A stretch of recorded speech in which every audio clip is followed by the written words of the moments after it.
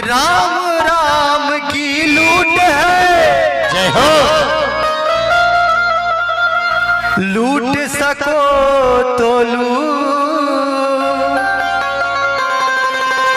बाबू लोग के लिए जोरदार ताली होनी चाहिए। बोल दो प्रभु श्री रामचंद्र जी की। क्या बात है। अंत समय जब आएगा, जब प्राण जाएंगे छू। क्या कहना है?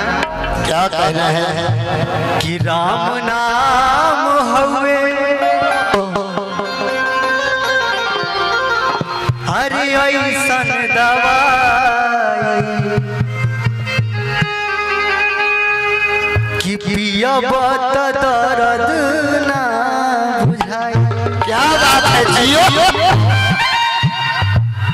कि राम नाम हवे ऐसन दवाई, राम नाम हवे ऐसन दवाई, पियब त दर्द ना बुझाई।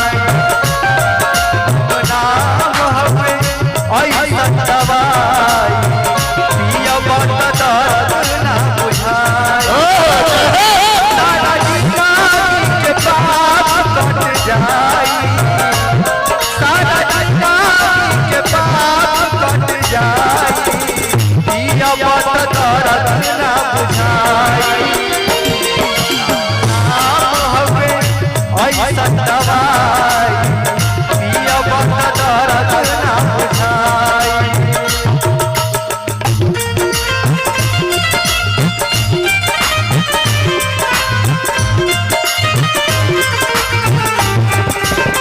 क्या बात है।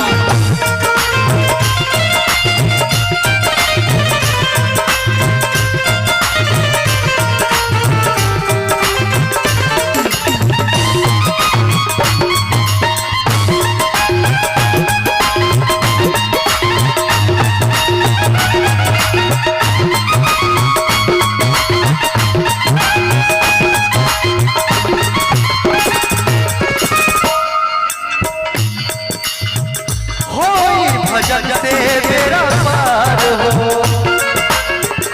लाग जाई नैया, लाग जाई नैया किनार हो।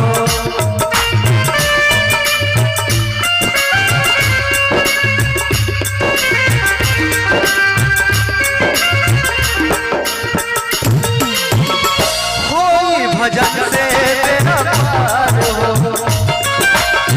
लाग जाई नैया किनार हो।